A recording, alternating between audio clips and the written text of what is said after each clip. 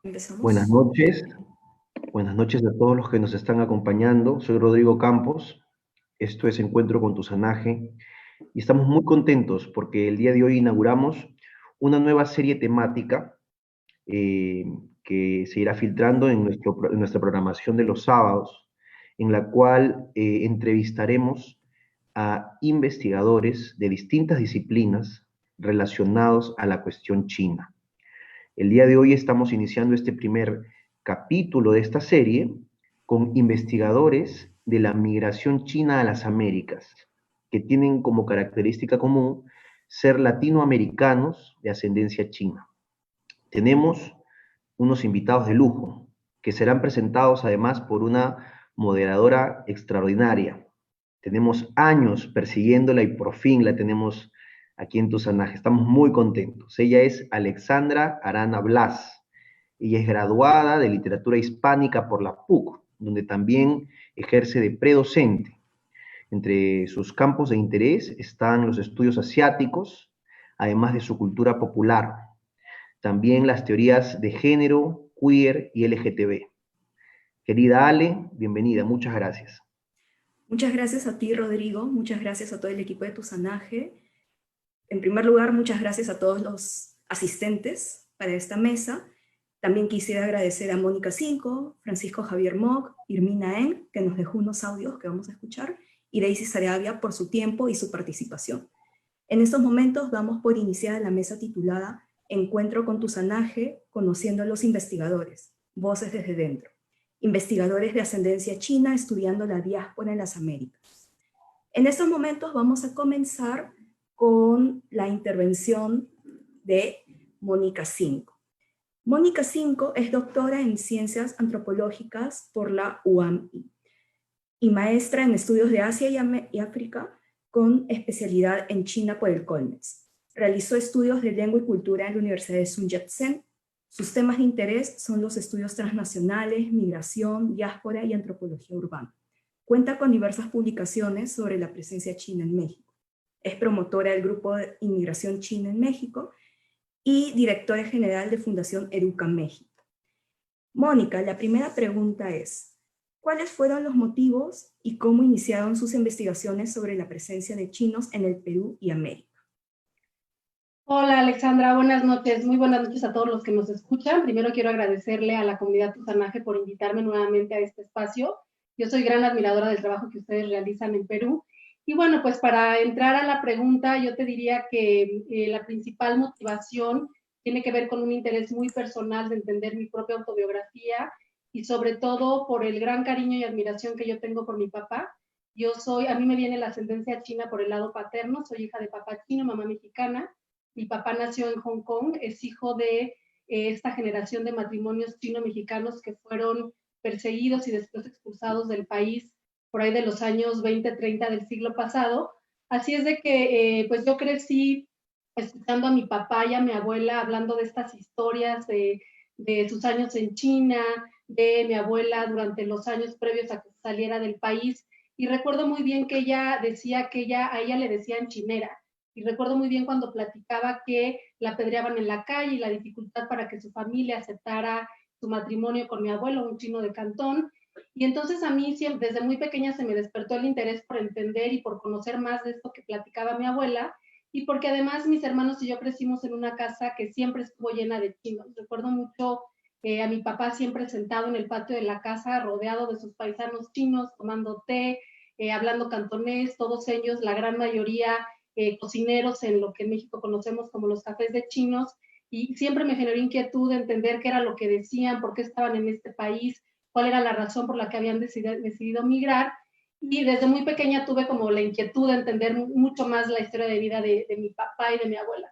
Desde que cuando yo entro a la licenciatura en Antropología Social en la UAM, empiezo a acercarme, me acuerdo muy bien en una clase de Antropología y Marxismo que nos daba el doctor Federico Besserer, me acerco a la literatura sobre comunidades transnacionales y diáspora, y me hace todo el sentido lo que yo estaba leyendo con lo que vivía en casa y lo que vivía y lo que veía con mis primos y con toda la familia de mi papá que había migrado ya a México desde 1978. Pero también ahí tuve mi primer acercamiento dos trabajos que, digamos, fueron como los decisivos para que yo decidiera entrar de lleno al tema.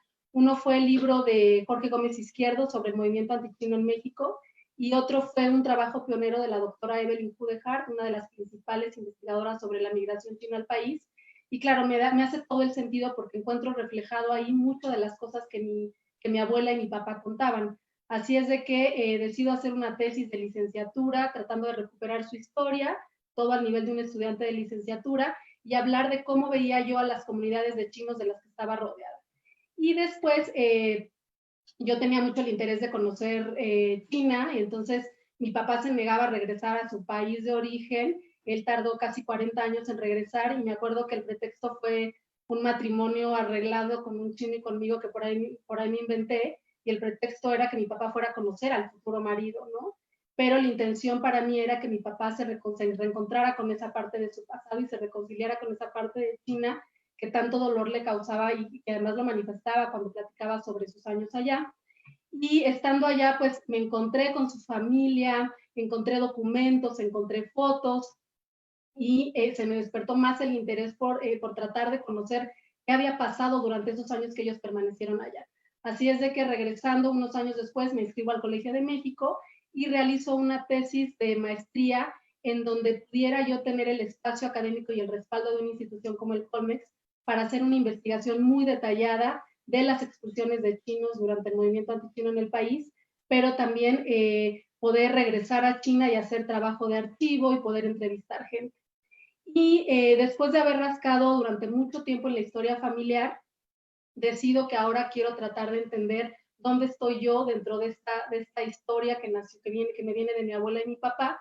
Y entonces inicio una tesis de doctorado en donde hablo sobre las comunidades de descendientes de chinos en el país. Y en el camino me encuentro a otros como yo que también tienen mucho interés en el tema y que además vivimos nuestra sinidad o nuestro linaje, nuestra ascendencia china con mucha nostalgia, con mucho interés, pero también con mucho orgullo. Y bueno, digamos, para resumir, la gran motivación siempre ha sido mi papá. Me parece que es una vida, yo siempre se lo digo a él, me parece que es una vida de película lo que a él le tocó vivir, pero también me parece que es una vida de mucha valentía y que además marcó toda una generación. Entonces, mi acercamiento hacia estos temas como investigadora tienen una motivación muy personal, nacen desde el cariño y la admiración que yo siento por mi papá y mi abuela, y he tratado de llevar esto a un plano académico y me ha permitido explicar no solamente su vida, sino lo que pasó con una generación de chinos en el país. Es lo que te podría compartir. Muchas gracias, Mónica. A continuación pasamos con Francisco Javier Mock. Francisco Javier es abogado litigante, consultor y analista político por la Universidad San Martín de Porres y el Instituto Superior de Ciencia Política y Ciencias Sociales Voltaire. Es investigador, conferencista y articulista en temas de doctrina jurídica y cultura y genealogía migratoria de la comunidad china en el Perú. Fue comentarista político en el diario El Peruano y abrazó la asesoría jurídica y patrocinio judicial en el sector privado. Ponente invitado en temas sociológicos de inmigración china en el Alada 2018 y 2019, la Semana Asia de 2018 y el Alada 2021 que se realizará en Quito, Ecuador. Pasamos contigo, Javier, por favor, para que respondas la primera pregunta.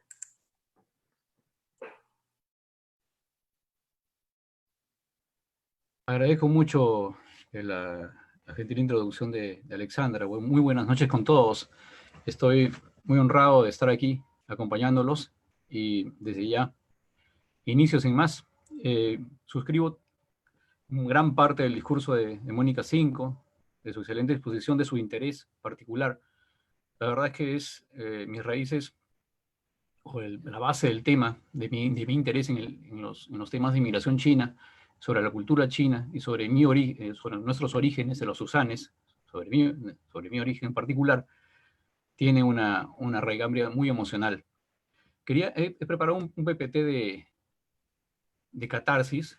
No sé si pudiera compartir la pantalla, por favor. Sí, por favor, Javier, coloca el PPT.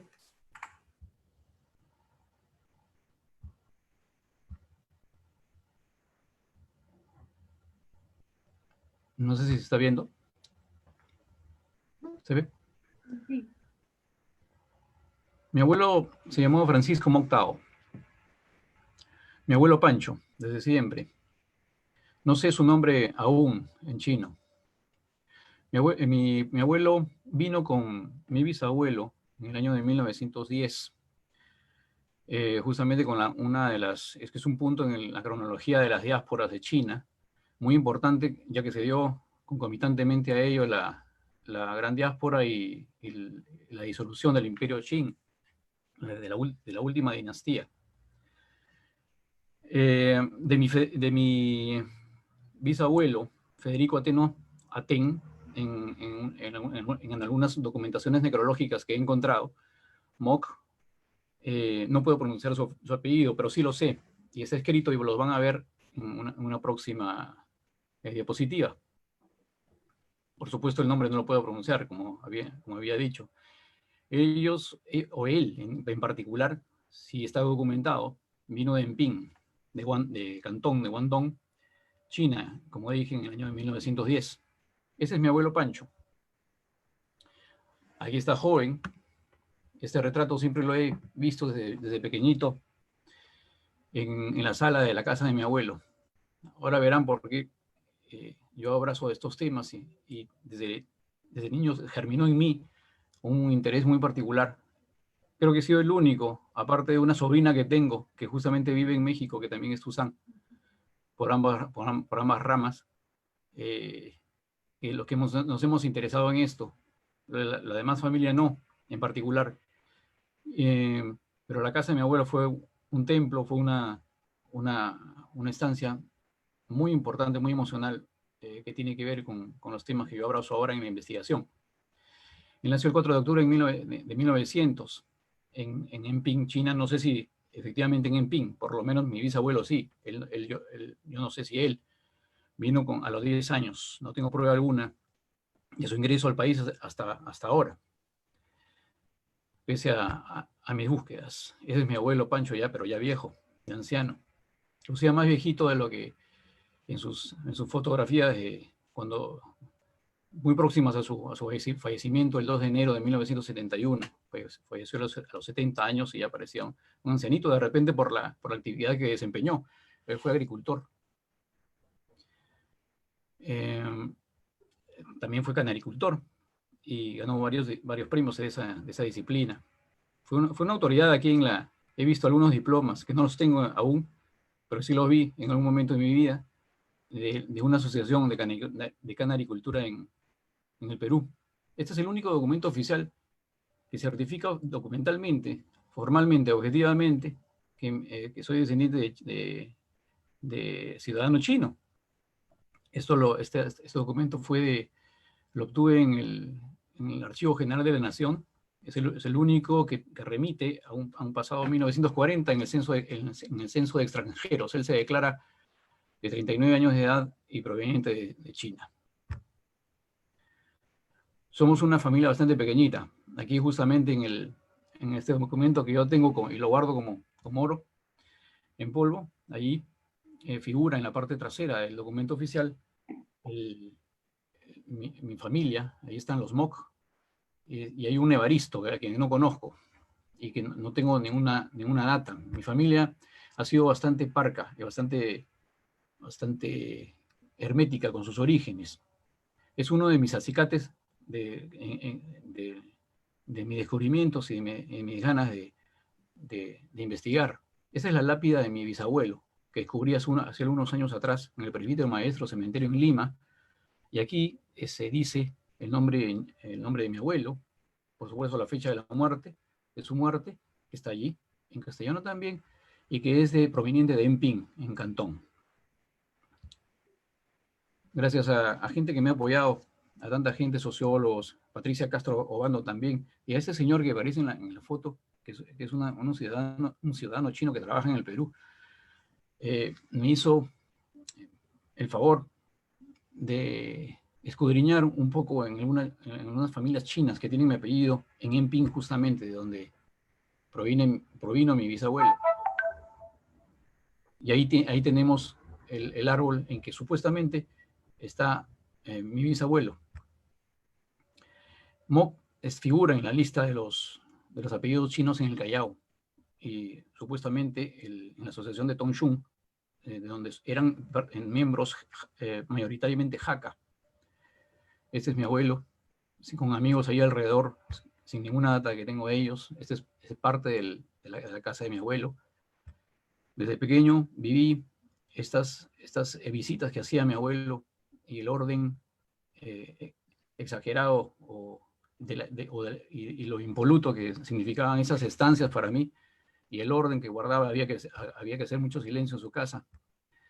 La mecedora aquí está, de él, y todo bien ordenado. Incluso los alimentos sirviéndolos de una manera sacramental. Todo ello, y el hermetismo de mi familia, qué mejor acicate para impulsarme a mí a indagar en mis raíces. Esto es una catarsis mía. Discúlpenme de haber mostrado imágenes de estos lugares muy íntimos, muy personales, pero es un poco lo que quería ofrecerles a ustedes sobre qué base emocional tengo yo como para haber indagado en los descubrimientos de mis orígenes. Gracias. Muchas gracias a ti, Javier. Y no, muchas gracias también por mostrarnos estas imágenes muy personales. Creo que muchos iniciamos con este vínculo familiar, este tipo de investigaciones sobre la migración china. A continuación vamos a pasar con la intervención de Irmina Eng. En primer lugar, queremos agradecer a Irmina, amiga de Tusanaje, por el tiempo brindado, asimismo la posibilidad de sortear los obstáculos y problemas técnicos, ya que pudo dejarnos algunos audios con sus respuestas. Ella es antropóloga de la Universidad de La Habana, es además coordinadora de cooperación académica en la Dirección de Relaciones Internacionales de la misma universidad. Especialista en la enseñanza del idioma chino, en el 2017 participó en el primer seminario internacional América Latina y el Caribe y China, Condiciones y retos en el siglo XXI, y ha dirigido en los años 90 la reanimación del barrio chino en Cuba. La pregunta es, ¿cuáles fueron los motivos por los cuales Irmina decidió iniciar esta investigación sobre la migración china en el Perú y en América?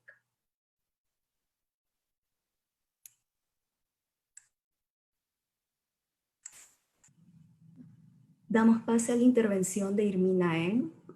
Saludos a todos. Es un gusto estar de alguna forma con ustedes, a pesar de los inconvenientes, y agradezco a los paisanos, colegas de Tusanaje por la invitación con que me honran. Está claro que para responder esta pregunta no hay otra manera que indagar en lo personal y espiritual, porque siendo conscientes o no, son este tipo de razones las que mueven a descendientes de chinos, como nosotros, a unir la vida profesional con lo más profundo de nuestras identidades. En mi caso, una cubana que ha hecho toda su vida en Cuba, particularmente después de 1959, cuando triunfa una revolución de las más radicales que haya tenido lugar, el componente social y cultural chino pasa a ser a un tercer plano, en la medida que la vida de la comunidad china desaparece.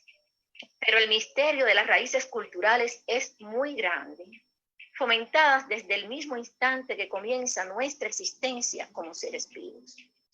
Por eso, al final de la década de 1980, se reinicia mi acercamiento a la, digamos, chinidad, haciendo conciencia de mi componente chino más allá del chinita que sobresale en mis facciones.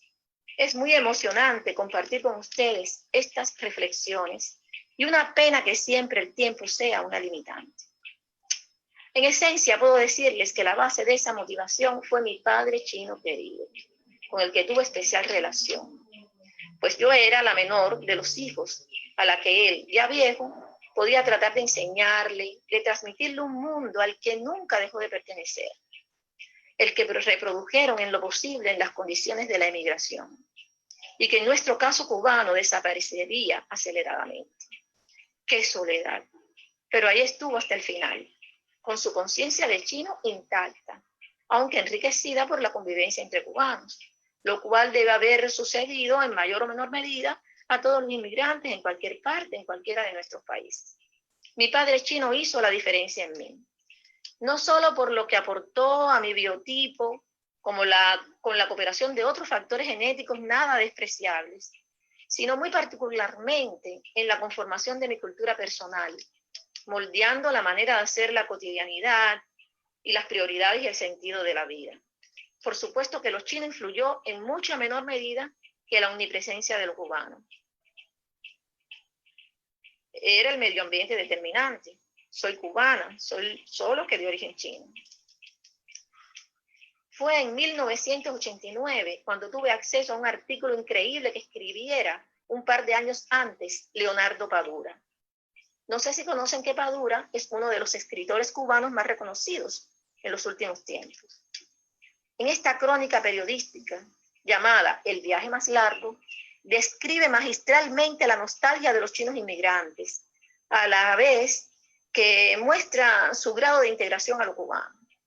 Como el mejor de los antropólogos, hace un resumido recorrido diacrónico por la historia hasta ese momento de 140 años de presencia china en Cuba, y transmite el dolor de la inminente desaparición a la que se enfrentaba el barrio chino de La Habana. Les recomiendo esta bella crónica y el documental del mismo nombre al que dio lugar. Ambos fueron un estímulo clave para incorporarme activamente en la comunidad del barrio chino habanero a partir de los 90.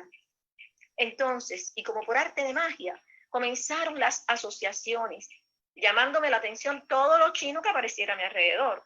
Se había despertado el lado chino en mí. Mi formación como socióloga, mi vocación natural de etnógrafa y mis primeras actividades laborales y de estudios de posgrado relacionadas con el turismo y el marketing me dieron las herramientas para concebir la investigación-acción que llamé Proyecto de Reanimación Integral del Barrio Chino de La Habana. A partir de ese instante han quedado vinculados definitivamente mis más íntimos motivos espirituales con mis más legítimas aspiraciones. Quisiera añadir que sin la resistencia de la comunidad china, que estoicamente conservó el patrimonio en lo posible, que protegió para la posteridad valores traídos por los chinos a nuestras tierras y que se fueron fusionando, mixturando en un toma y daca del que han resultado muchos de los nuevos elementos culturales que definen nuestras sociedades. Sin esas huellas que por doquier se encuentran en las economías, en las artes y la vida toda de nuestros países, nuestras culturas latinoamericanas no fueran las mismas. Saludos. Esa fue la intervención de Irmina En. Muchas gracias. Y ahora vamos a presentar a Daisy Sarabia. Daisy Sarabia. Ella es literata, licenciada y magíster de literatura peruana y latinoamericana de la Universidad Nacional Mayor de San Marcos. Posee una especialización de posgrado en educación intercultural y un diplomado en docencia superior universitaria. Su investigación gira en torno a la inmigración china en el Perú desde el enfoque literario. Es autora del libro Migración China y Orientalismo Modernista. Ha sido coordinadora de un simposio en el ELADA 2018 y actualmente es docente de investigación en la Universidad Tecnológica del Perú y colaboradora en Tusanaje. Daisy, por favor, cuéntanos sobre qué te llevó a investigar sobre la migración china en el Perú y en América. Okay. Muchas gracias, Alexandra. Buenas noches a todos. Bien, mi historia es un poco diferente porque en mi caso, bueno, yo soy Tuzán, descendiente en cuarta generación. Sin embargo, yo no he conocido a mi familia china tan a profundidad. Entonces, no he tenido una historia tan clara al respecto. Y de hecho, mi padre, mi abuelo no son personas que hablen mucho acerca de eso. Sé algunas cosas de mi bisabuelo, que era inmigrante chino, que vino acá, que era comerciante, y unas que otras anécdotas, pero en realidad tengo todavía un vacío respecto a cómo ha sido la vida de mi familia, ¿no? Mi interés empieza o se redescubre, por decir así, en las aulas universitarias. Yo soy literata, estudié en San Marcos, y de hecho, al ser literata, en los últimos ciclos llevé este curso de estudios culturales, literatura peruana B, con el profesor Marcelo Velázquez, al que lo estimo bastante. Antes de eso, yo no sabía mucho de la historia de la inmigración china, porque bueno, yo no soy historiadora ni socióloga, era literata, y generalmente en la literatura uno ve otros temas, son otros tópicos los que se ven usualmente, pero en este curso sobre estudios culturales nosotros estábamos hablando esa vez acerca del tema de la república aristocrática, estábamos hablando acerca de la nación y de cómo la nación peruana muchas veces es excluyente de los demás grupos sociales. Con la base de esta investigación me enviaron a trabajar en la hemeroteca, ¿no? En la biblioteca Pedro Zulem, para variar, ¿no? El nombre de Pedro Zulem. Y bueno, yo sin intención, sin tener un plan, me puse a buscar en las revistas, en actualidades, en variedades, todas estas revistas de finales del siglo XIX e inicio del siglo XX, empecé a buscar temas, ¿no? Que llamen mi interés, y me topé con unas noticias muy desagradables, con unas noticias acerca de inmigrantes chinos en los cuales el discurso es una retórica positivista, pero también es una retórica de racismo, pero de una crueldad muy, muy grande. Y eso fue lo que me chocó a mí, ¿no? De hecho, en algún momento lo he hablado en varias oportunidades, fue una fotografía la que me llamó la atención y la que me hizo conmoverme y hasta llorar, porque en realidad yo no sabía el nivel de agresión, el nivel de violencia que al inicio habían sufrido la comunidad china en el Perú.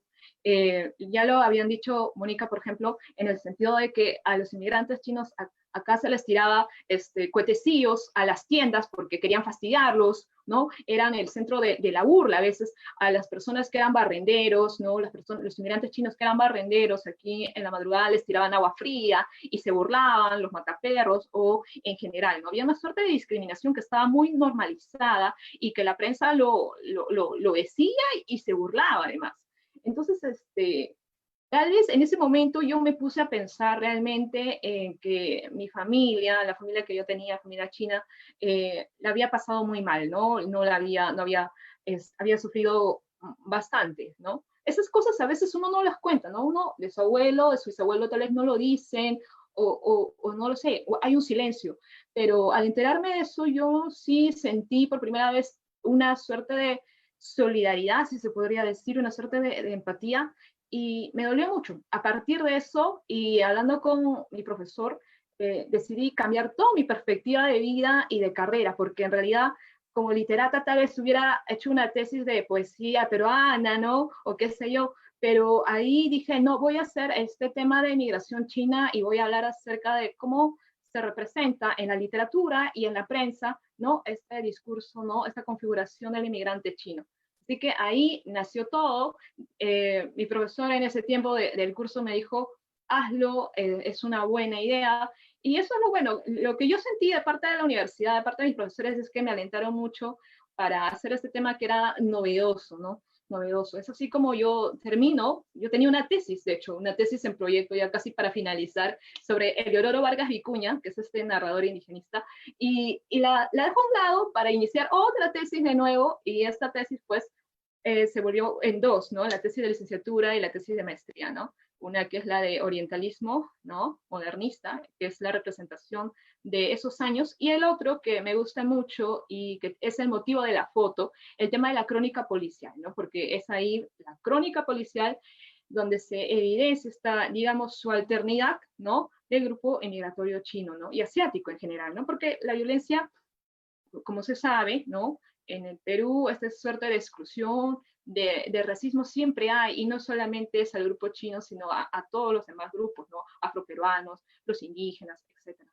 Así que, digamos, por ahí me conecté, y yo siento que a partir de eso, a partir de los estudios universitarios, pude tal vez completar esa parte de mí, ¿no? Y reconciliarme. Tal vez ahora, si ya pues mi vida finaliza, tal vez en el futuro, yo pueda decir que finalmente conocí tanto el lado de mi mamá como el lado de mi papá, y creo que eso es bonito, eso es muy bonito, lo agradezco siempre y me ha llevado hasta el día de hoy donde estoy, y estoy muy feliz por eso.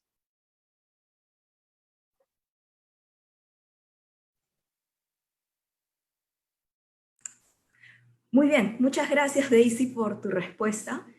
Hemos visto en esta primera ronda de preguntas, entonces, la experiencia de cada uno, cómo los llevó a, qué es lo que les llevó a investigar sobre la migración china en sus respectivos países. Hemos podido ver tanto el rol de la universidad con Daisy, la academia, como esto la llevó a reformular todo su tema de estudio, para bien, porque Daisy es un tema en realidad poco estudiado también en el Perú, que necesita más cabida y por suerte le está teniendo. Javier, que nos ha podido compartir fotos familiares, lo que es la historia privada. También Mónica nos ha podido contar sobre la historia privada. Las historias familiares, nos han compartido algunas imágenes con ello. Asimismo, también podemos apreciar el deseo por recuperar espacios por parte del trabajo de Irmina Eng. Todo eso como una suerte de conclusión de la primera parte de la ronda de preguntas. Esto nos lleva a la siguiente ronda, a la segunda ronda de preguntas, que sería, ¿cuáles se consideran que son sus aportes al tema de la diáspora china? Por favor, Mónica, en tu caso, ¿qué nos podrías comentar?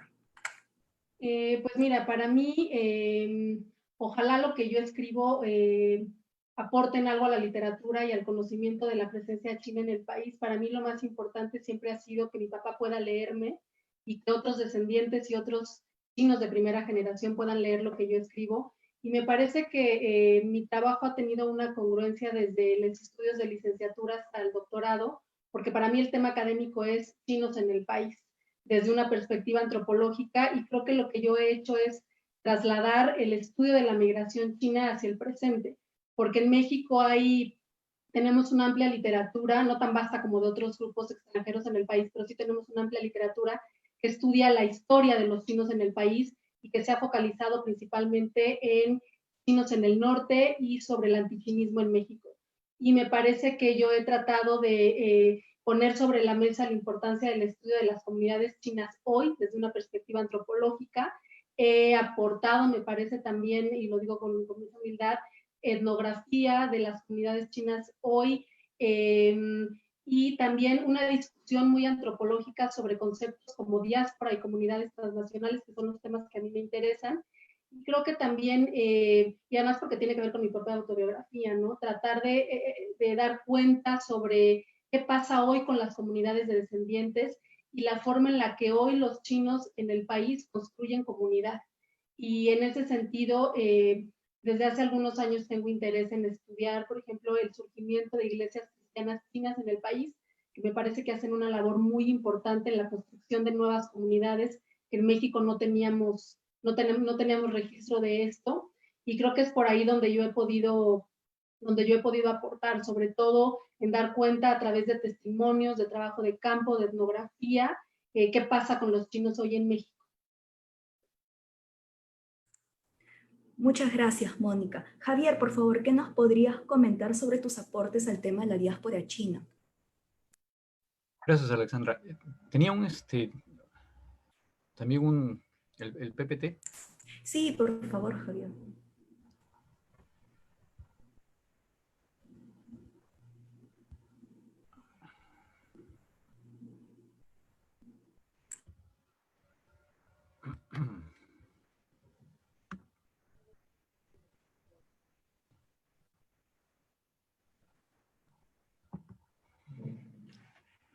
Bueno, con respecto a esta pregunta, me parece que los conceptos que yo manejo, o mejor dicho, las actividades en que me encuentro con respecto al tema, son más en realidad dinámicas que estáticas. Es decir, no puedo hablar de unos aportes, aún creo en mi corta carrera de investigador de estos temas. Gran parte de mi vida la he dedicado a ser abogado. Soy abogado litigante, investigador en las cuestiones de doctrina jurídica, y creo que había perdido bastante tiempo en el tema de la investigación de mis orígenes. Así como Daisy ha hablado del ermitismo, en que su familia la condicionó como para que ella pudiera indagar en los temas de su interés con respecto a sus orígenes. Lo mismo sucedió conmigo. Y creo que Mónica Cinco había hablado al respecto también, con respecto a este hermetismo, que es muy clásico en la cultura china, sobre la transferencia de información generacional, que es bastante lenta y en algunos casos nula, como en el mío, por ejemplo. Los temas, yo no diría que mis actividades o mis conclusiones son aportes aún. Más bien estoy en eso. Pero más bien, mi vocación, para que en algún momento lo sean, como aportes investigativos, es comprobar el origen jaca de mis ancestros, especialmente de Francisco VIII y su padre, que vinieron aquí al inicio del siglo XX, como había descrito. Y el punto subsecuente, muy, muy importante, por cierto, que es una hipótesis que quiero refrendar y al final sacar como conclusión, y eso sería un aporte importante desde mi punto de vista, es que si una ideología étnica de vida china puede perfilar un modo de vida, ¿no? Una ideología y modo de vida en una familia, en la sociedad o cultura latinoamericanas, como resultado sincrético con valor autónomo, como estoy formulando ahí en la diapositiva. En mi caso, en el caso de mi abuelo, estos puntos que se mencionan abajo, el campo de la agricultura, la cananicultura y colombofilia, perdón, que son actividades muy, muy, muy chinas, la música y el canto como elementos étnicos jaca, sibaritismo y ceremonia gastronómica al momento de tomar los alimentos, y ejercer influencia en las futuras vocaciones de sus descendientes en cuanto a la gastronomía, y la cualidad migratoria jaca, que hace que los de la familia Moc, a la que pertenezco, solamente 2 personas en cuanto a los nietos, o sea, a la tercera generación, viven en el Perú. Están asentados en su propia patria, los demás han migrado. Hay una cualidad migratoria jaca. ¿Habrá una cualidad migratoria jaca? Es una pregunta. Ese ceremonismo, esas ceremonialidades o esas ceremonias gastronómicas y la vocación de sibarita tendrán algún elemento de raíz en la cultura china. No sabemos. En eso estamos. La música y el canto, por ejemplo, como elementos étnicos jaca muy, muy, muy, muy particulares, según tengo entendido y he estudiado, son acaso en mi familia, que son actividades que se desarrollan muy fluidamente y muy, muy frecuentemente, son o han sido elementos transculturizados, han sido elementos heredados, y las actividades, por cierto, que figuran como primeras en la lista. A ello quiero llegar. Esos serían mis aportes en todo caso en el futuro. En estos momentos lo que trato es de emparentar un poco la cultura de mi abuelo y sus actividades y su forma de vida que tuvo en su momento como herencia cultural en sus descendientes. Muchas gracias, Javier. Ahora, por favor, escuchemos la intervención de Irmina Eng con la misma pregunta: ¿cuáles fueron los aportes que ha realizado para la diáspora china?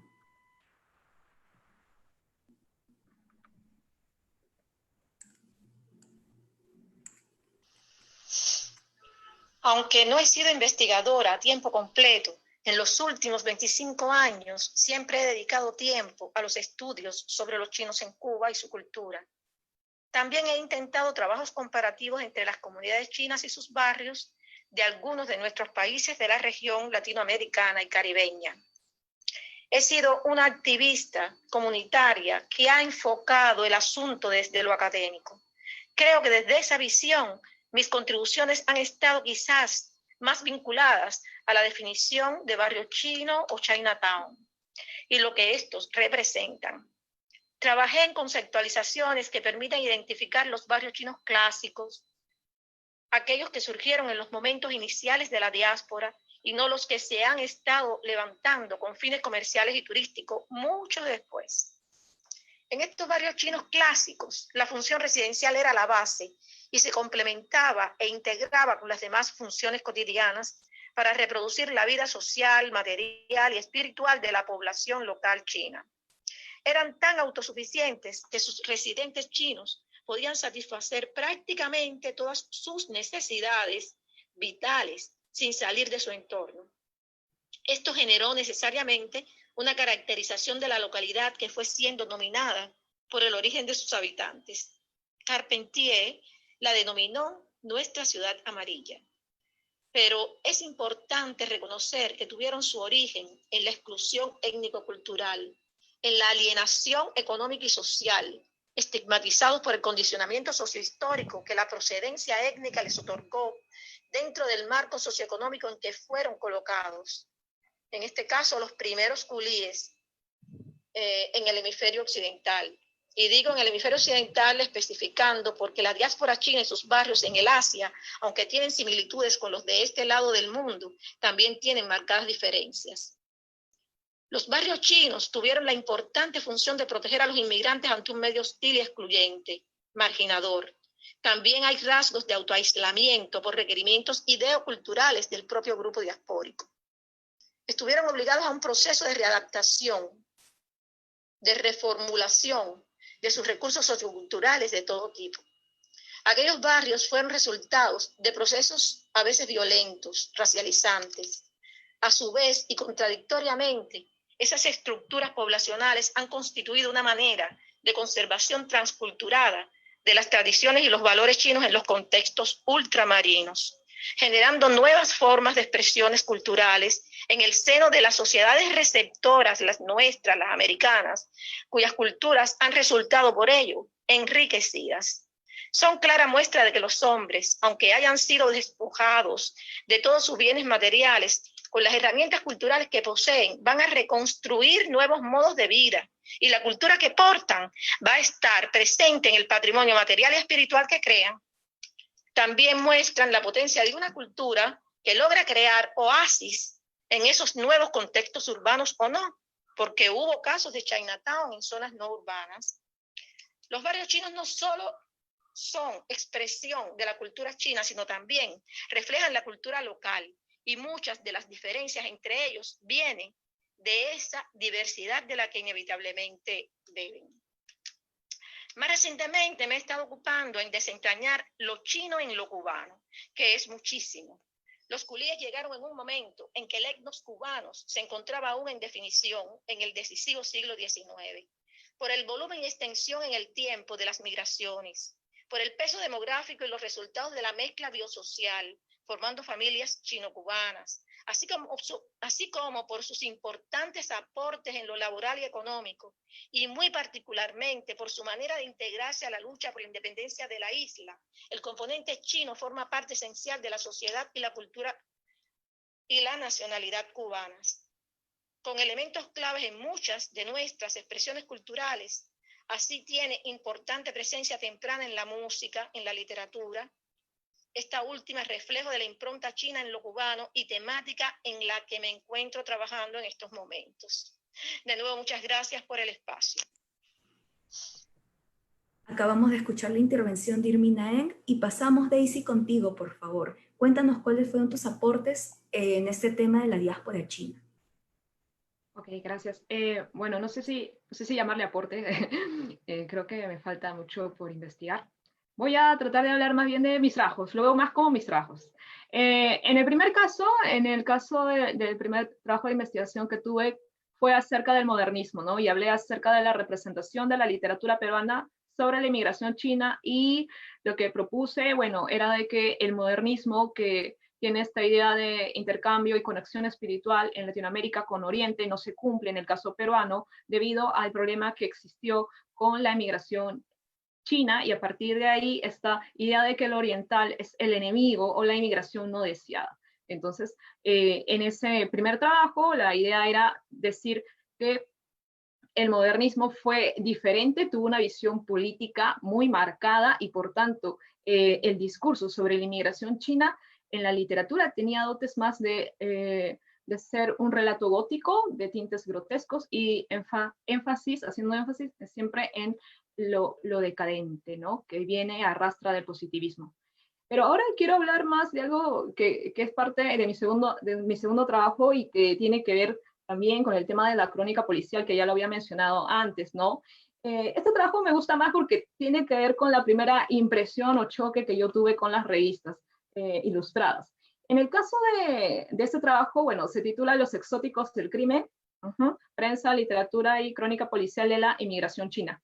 En este trabajo lo que yo hago y que destaco es el tema de la configuración de la subalternidad de la inmigración asiática en general, chino y japonés, ¿no? Enfocado en lo chino, desde luego.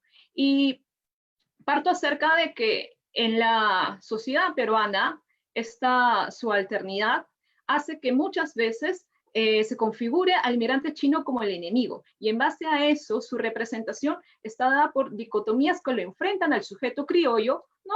Que digamos que en ese tiempo, en las primeras décadas del siglo XX, era la persona que, digamos, estaba en la jerarquía más alta y por lo tanto tenía el control y era el sujeto nacional, si se podría decir. Entonces, el inmigrante, el chino, se vuelve un sujeto proclive a ser un criminal. Hay una obsesión porque el asiático se convierta en una suerte de criminal y se le adjudican una serie de crímenes que muchas veces no van con la verdad. Y es ahí donde impera el discurso de la prensa, con un sensacionalismo, ¿no? Con un discurso positivista que quiere forzar a que el inmigrante chino sea un delincuente y le da estos tópicos contrarios al sujeto criollo, que es pues el bárbaro frente al civilizado, el femenino frente al masculino y esas cosas. Y es así como esta idea de lo legal, el hecho de que un delito sea sancionado, ¿no? En base a hechos objetivos, no se cumpla, ¿no? Y esto forma parte, como ya lo había dicho, no solamente del inmigrante asiático o chino, sino en general de los grupos sociales siempre subalternos. Y voy a tomar un poco lo que estaba conversando el día de ayer. El día de ayer, por ejemplo, y yo digo esto no porque me gusta siempre pensar en cómo se representa, cómo es el imaginario, ¿no? Cómo se construye esta subalternidad del chino o del oriental, entre comillas.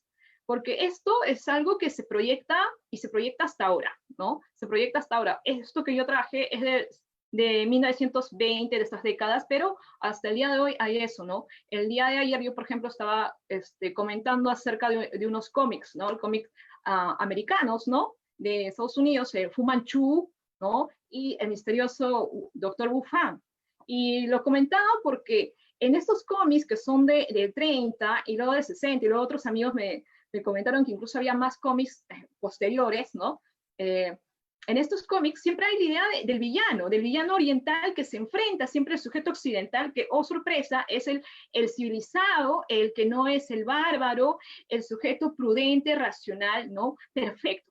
Y el chino es todo lo contrario, tiene una suerte de estereotipos así muy propios que arrastran pues de tiempos anteriores. Y en este caso, y yo hice la comparación con el tema de la prensa y las revistas ilustradas de inicio del siglo XX, más en concreto de variedades, porque hay una imagen, y quiero destacar esto, hay imágenes en las cuales se dice siempre de que el inmigrante chino es un sujeto que ataca, ¿no? Ataca a las mujeres y a los niños. Y en estas caricaturas de 1918 se parecen mucho a las portadas o a las historias, ¿no? De estos cómics americanos. Entonces hay una relación, por ejemplo, entre Perú, lo que hacía la prensa peruana y lo que hacía, por ejemplo, pues estos ilustradores, ¿no? En Estados Unidos. ¿Y por qué hay esa similitud? Se dirán, bueno, es porque en realidad el imaginario sobre el oriental es así, ¿no? Es compartido y es algo global que se ha transmitido y se ha retroalimentado y está pasando piola y se transmite en la cultura popular. Entonces, cuando yo me refiero a ese punto del inmigrante chino que ataca a las mujeres, cosa que no es cierto, porque en realidad en el Perú eso no se comprobaba, pero se creaba, había esta ficción de crear el delito, de decir, mira, se perdió un niño, fue el chino. ¿Ah? O por ejemplo, o secuestraron a una mujer, o violaron a una mujer, seguro fue el chino. pero esta situación era más propia de una ficción, de un discurso antichino que propiamente basado en lo real. Entonces, creo yo, quisiera, y aprovecho para decirlo, quisiera que las investigaciones al respecto de este tema sigan, ¿no? Porque una manera de evitar, una manera de lograr una convivencia más sana, más armónica en las sociedades, es que se evitan este tipo de imaginarios.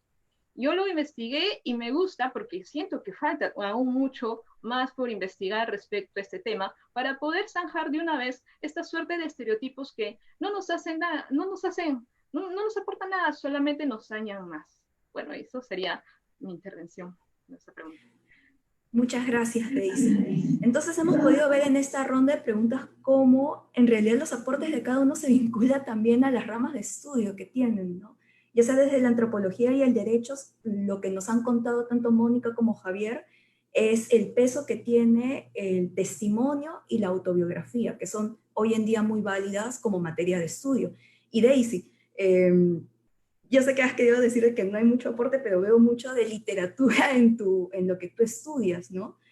Todo esto que tú hablas de las corrientes discursivas en las revistas, también hasta en la misma cultura popular. Bueno, recalco eso porque también es mi rubro de estudio, ¿no? También soy literata, entonces me ha llamado mucho la atención lo que has dicho. Entonces, a partir de estos aportes que ustedes generan, ya sea rescatando las discursivas, el testimonio y la autobiografía, quisiera pasar a la siguiente ronda de preguntas, la tercera, que sería, ¿qué aspectos creen que requieren mayor atención por los investigadores de la diáspora china? ¿Qué preguntas y temas faltan ser explorados? ¿Qué temas nuevos han surgido en los últimos años? Por favor, Mónica, ¿qué nos puedes comentar al respecto? Gracias, Alexandra. Pues en el caso de México yo creería que hacen falta más investigadores que tengan interés en el tema de los estudios chinos en el país. Y me parece que en relación a las áreas de estudio, creo que desde la historia hace falta todavía indagar en estados del país en donde hubo presencia china y de los cuales sabemos poco, por ejemplo, Veracruz, por ejemplo, Sinaloa, que fue un espacio que recibió importante población china, algunos estados del sur, en donde sabemos muy poco qué pasó con estas comunidades y sabemos muy poco qué pasó además después del antichinismo en el país. La misma Ciudad de México es muy poca la información que tenemos, entonces nos hace falta mucho trabajo de archivo para tratar de completar piezas de rompecabezas que aún siguen vacías en términos, o que hay lagunas en términos históricos. Y me parece que también hace falta mucha investigación sobre el presente, sobre qué pasa hoy con las comunidades chinas, saber si el parentesco sigue siendo una red fundamental a través de las cuales los chinos siguen llegando al país, saber qué pasa, por ejemplo, con estas migraciones recientes que son traídas por las grandes transnacionales chinas que están ya instaladas, por lo menos en la capital del país, las comunidades chinas del presente en el norte, como en la ciudad de Mexicali, en Guadalajara, en donde también hay asentamientos importantes, en Monterrey, que son de las principales ciudades del país que son receptoras de población china y de las cuales sabemos muy poco. Entonces, me parece que hay varias preguntas que podríamos hacernos, por ejemplo, en términos de estudios de diáspora, desde un punto de vista, entendiendo diáspora como una categoría analítica, pero también como una formación cultural, es muy poco lo que sabemos y creo que todavía hay muchas preguntas que podríamos contestar, ¿no? Este crecimiento que están teniendo las iglesias, saber por qué, cómo están llegando, están conectadas a redes transnacionales, pero afortunadamente también ha habido desde hace, yo creo que unos 10 años, investigadores de Estados Unidos que están trabajando estos temas y también investigadoras mexicanas. Te podría decir que Freddy Kawichi, por ejemplo, él aportó mucho al tema de las logias masónicas chinas en el país y ahora está enrolado en un nuevo proyecto de investigación que nos va a permitir entender cuál fue el papel de estas logias durante muchos años en el país para construir comunidad. Ivonne Campos, que está trabajando cultura alimentaria de la población china a través de los cafés de chinos, la doctora Jimena Alba, que ella trabaja desde una perspectiva antropológica también temas de comercio chino dentro de la economía global, y están surgiendo Yuriko Valdés, ¿no? De la ciudad de Mexicali, que también está trabajando y haciendo etnografía sobre su propia comunidad, y me parece que aunque aún faltan muchas respuestas a preguntas que tenemos, o por lo menos que yo tengo, también hay gente que ya está trabajando y que está aportando a estos temas y que amplían la discusión. Es lo que podría yo comentarte sobre la pregunta que nos haces ahora. Muchas gracias, Mónica. Javier, por favor, ¿qué nos podrías comentar sobre qué es lo que se requeriría estudiar sobre la diáspora china?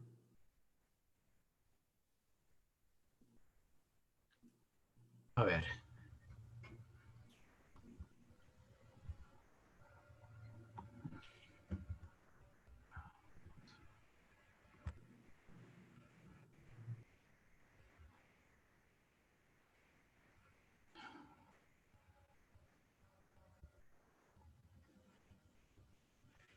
Bueno, gracias. Esos tres puntos, por ejemplo, que ustedes pues, están visualizando. Indagaciones en la conciencia de clase, ¿no? La conciencia étnica en los chinos de ultramar. Como recuerdan, Marx y Engels hablaban de una conciencia de clase, de una clasificación, mejor dicho, una taxología ahí una taxonomía de la conciencia étnica, de la conciencia de clase, la clase para sí, la clase en sí.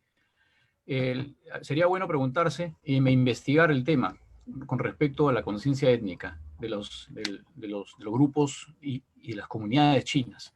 La existencia de las sociedades clánicas, como estoy consignando en el PPT, en el Perú, por ejemplo, estas sociedades clánicas agrupadas por familias y por los lugares de procedencia, es un indicio de la justificación del tema.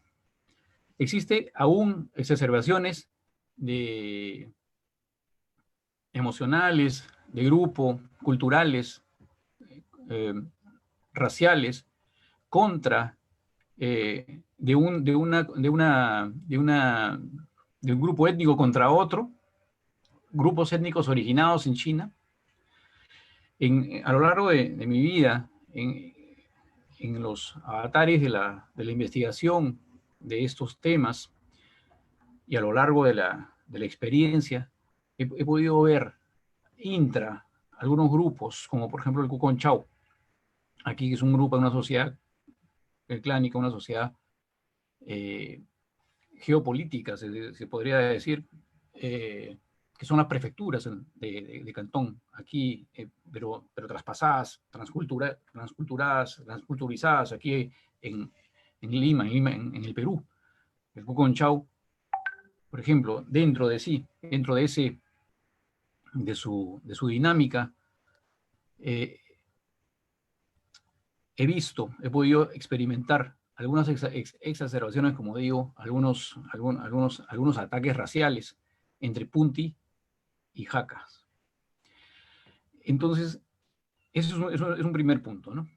Habría que estudiarse específicamente la actitud social, la conciencia étnica de los grupos clánicos, de los grupos de origen chinos, si es que aquí aún existen y de qué manera, en todo caso, van a afectar de determinada forma, incluso los medios, la forma de producir, la estructuración y formación, formación de sociedades comerciales, por ejemplo, que se agrupan también siempre gravitantemente apoyándose en la base de origen de las comunidades, de los grupos chinos aquí. Es importante ver este tema desde ese punto de vista, no solamente el propiamente sociológico, sino también el comercial. El impacto residual de la historia de discriminación de los grupos migrantes chinos, en los propios grupos de chinos y tusanes. Daisy Sarabia y Mónica Cinco habían hablado algo al respecto sobre esta discriminación, esta página negra que a fuerza tuvieron que pasar los chinos de ultramar en el Perú, por ejemplo, y al parecer en las sociedades de cada quien. Esta discriminación lamentable que tuvieron, que se les sirvió de acicate para el progreso también, por cierto, y para la autoidentificación y la fuerza en la identidad del grupo. ¿Cómo ha sido el impacto residual? Es decir, hay ese impacto emocional, cultural de saberse chino y descendiente. Hay aún ese estigma producido de repente por cada quien, ¿no? Dentro de su grupo y por cada quien dentro de su propio espectro psicológico, aún hay ese impacto residual de la discriminación, habría que verse también este tema. Y en cuanto a lo último, es un tema bastante importante e interesante para mí, desde mi punto de vista. Hay una estética china de formas de producción. He podido observar en mis asesorías también a grupos como, por ejemplo, la asociación de Tongshun, en el cual he sido asesor legal un breve tiempo, cómo los empresarios chinos tienen diferentes maneras de abordar las formas de producción en sus respectivos países, ahora en que se encuentran. A lo largo de mi vivencia intrafamiliar también, he visto que hay ciertos factores que son bastante incidentes y que afectan de manera positiva incluso a la forma de creatividad de los trabajos y las actividades. Esto habría que ver, que corroborar la hipótesis de que son, en todo caso, heredadas formas de una ideología. ¿Y será esta China? ¿Será de algún grupo étnico original? Esta forma de ver las cosas, esta forma de producir, esta forma de comportarse en el espectro comercial. Esos temas creo que son importantes de verse. Muchas gracias.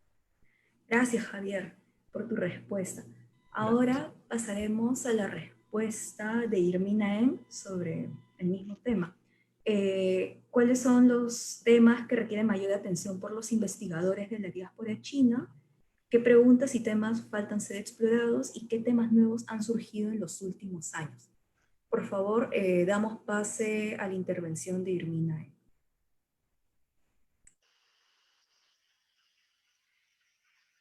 Creo que queda mucho en lo que profundizar. Por ejemplo, los aportes a nuestras sociedades, a nuestras culturas. Cuánto, qué y cómo los chinos se insertó en lo cubano, en lo peruano, en lo mexicano, en lo jamaicano, en cada una de nuestras sociedades.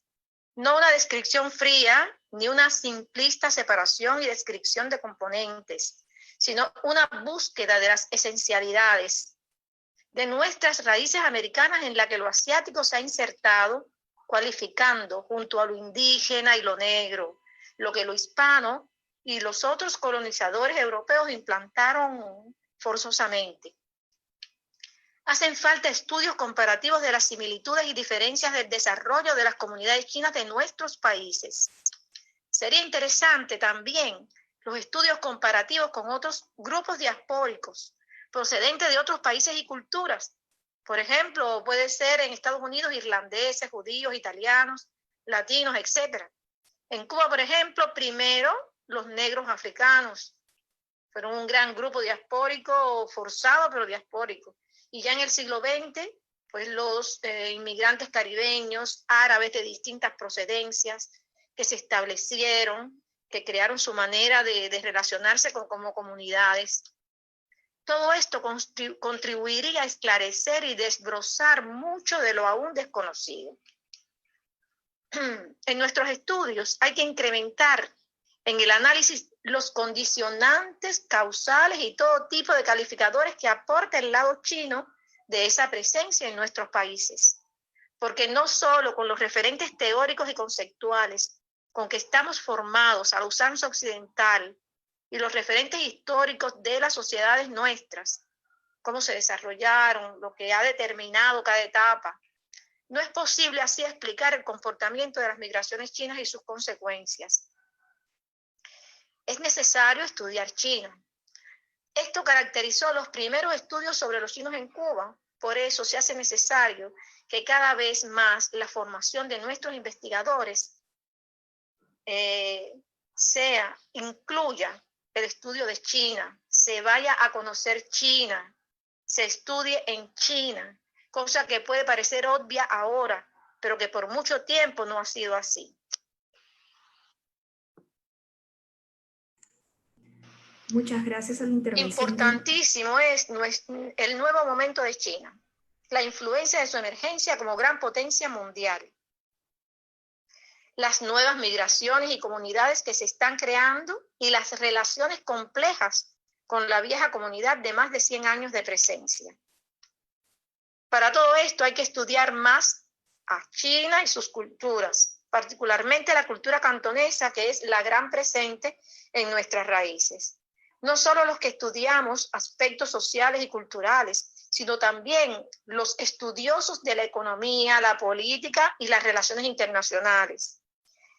Muchas veces, con las herramientas que tenemos para análisis económicos y demás, y política internacional, podemos decir, está pasando esto, está pasando lo otro, pero a veces no podemos hacer un pronóstico, una proyección de cómo se comportará China, porque para esto hay que entender desde el punto de vista cultural, hay que entenderla desde el punto de vista cultural, entender la gran diversidad de ese inmenso país con el que tenemos un vínculo histórico, biológico y cultural insoslayable, pero también se está desarrollando un vínculo económico y político que se acrecienta. Bueno, muchas gracias también en este momento. Acabamos de escuchar Irmi Naem y pasamos contigo, Daisy, por favor. Tu audio, Daisy, por favor. Disculpa. Yo voy a hablar más que todo desde mi especialidad, ¿no? Desde la literatura, ¿no? En el campo de la literatura ha habido pocos trabajos, ¿no? Yo espero que haya más. Creo que sería conveniente mencionar a Johnny Ceballos, quien es el que ha trabajado el tema de la literatura peruana y la representación de la inmigración china en el siglo XIX, y de hecho ahora acaba de sacar un libro en la cual está esta novela Nuderdinkan, donde aparece el primer inmigrante chino en la literatura. Y les invito, hago el anuncio respectivo, porque es una obra que deberían leer, ¿no? Para conocer más cómo se tenía en mente al inmigrante chino. Yo creo que en el campo de la literatura, y también conecto un poco con lo que dice Francisco Javier, en el sentido de que tal vez, yo creo que hay estudios, ¿no? Hay ya estudios acerca de cómo la sociedad peruana, por ejemplo, ha representado o ha concebido a la inmigración china o asiática en general. Pero creo que falta el componente del otro lado, es decir, creo que falta el componente en el cual la comunidad Tuzán misma diga, ¿no? ¿Quiénes son ellos? ¿Quiénes son ellos? ¿No? Que se conozca un poco más de su voz en la literatura, por ejemplo, ¿no? Es decir, quién soy yo, cuál es mi identidad, y de que asuma una posición, ¿no? Al respecto en la sociedad peruana, ¿no? Porque esto de representar, siempre toda la vida se representa, ¿no? Este es así, el sujeto es así, es así, pero el sujeto mismo en algún momento tiene que hablar, y yo creo que hay escritores tuzanes, ¿no? Buenos escritores tuzanes, pero yo creo que también se podría fomentar eso, ¿no? Se podría fomentar un poco eso, y además la investigación acerca de eso, ¿no? Creo que investigaciones acerca de la literatura tuzán no hay. Nos quedamos siempre, y Alexandra, tú sabrás, siempre nos quedamos en la idea de Xiu Can Wen, y tal vez lo demás ya no hay. se cerró el círculo y en la universidad ya no se toca el tema. Y no debería ser así. Así que yo creo que en literatura todavía hay mucho pan por rebanar respecto a qué es la literatura tuzán, quiénes son los escritores y cómo ellos, ¿no? Configuran su propio punto de enunciación, ¿no? Partiendo de eso. Ahora, otra cosa ya para complementar, y ya me voy al ámbito general, es un poco de lo que se ha estado comentando, ¿no? Me ha estado comentando Mónica, Francisco y también Irmina, es el tema de la relación dentro de la misma comunidad, ¿no? Siempre hay conexiones, ¿no? Que también vale la pena analizar. No es que la comunidad china sea algo cerrado, ¿no? Sino que siempre hay nexos, por decir así, ¿no? Entonces, ¿quiénes conforman la comunidad tuzán? ¿Quiénes son? ¿No? ¿Y cuáles son sus relaciones con la sociedad peruana? Y también, por ejemplo, ampliar el espectro a cómo se relacionan, por ejemplo, con las otras comunidades, ¿no? Por ejemplo, con la comunidad japonesa, qué sé yo, etc. Entonces, yo creo que hay que verlo también desde el punto de que la sociedad, ¿no? Un país, una nación siempre es diversa y hay estas relaciones a veces conflictivas, ¿no? Y eso también sería bueno analizar, ¿no? No quedarnos solamente ahí en un punto como si fuera algo estático, sino también de darle la vuelta y verle al presente cómo debería ser esta comunidad y cuáles son sus relaciones. Muy bien, muchas gracias Daisy, muchas gracias a los 5 ponentes. Entonces hemos visto en esta tercera ronda de preguntas que es necesario estudiar más lo que es esto, los nexos dentro de la misma comunidad china, la misma tensión. Es bueno también ser conscientes de la tensión que hay dentro de la comunidad china, quizás no idealizarla, como podría darse en algunos casos probablemente. Asimismo, ver cómo estos nexos ayudan a la conformación de grupos económicos.